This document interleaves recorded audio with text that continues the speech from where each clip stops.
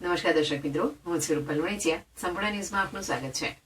ભારત પાકિસ્તાન આંતરરાષ્ટ્રીય સરહદ પર આવેલા નડાબેટના સુકારણમાં ચોમાસા બાદ વરસાદી પાણી ભરાઈ રહે છે. આ કારણે દર શિયાળે અહીં મોટી સંખ્યામાં યાયાવર પક્ષીઓ મહેમાન બને છે. ચાલુ વર્ષે પણ 120 થી વધુ પ્રજાતિના પક્ષીઓ લાખો કિલોમીટરનું અંતર કાપીને નડાબેટ પહોંચ્યા છે. આ યાયાવર પક્ષીઓ મુખ્યત્વે સેન્ટ્રલ એશિયન ફ્લાયવે દ્વારા અહીં આવે છે. અહીંયા Asia, Siberia, Kazakhstan, Uzbekistan, Turkmenistan, Mongolia, ચીનના ઉત્તર અને પશ્ચિમ વિસ્તારો, કિર્ગિઝસ્તાન, તાજિકિસ્તાન, અફઘાનિસ્તાન અને ઈરાન જેવા દેશોમાંથી અહીં શિયાળો ગાળવા આવે છે. નડાબેટ વેટલેન્ડમાં મુખ્યત્વે ફ્લેમિંગો અને પેલિકન જેવા પક્ષીઓ જોવા મળી રહ્યા છે. આ વિદેશી પક્ષીઓના કલરવથી રણ વિસ્તાર ગુંજી ઉઠ્યો છે.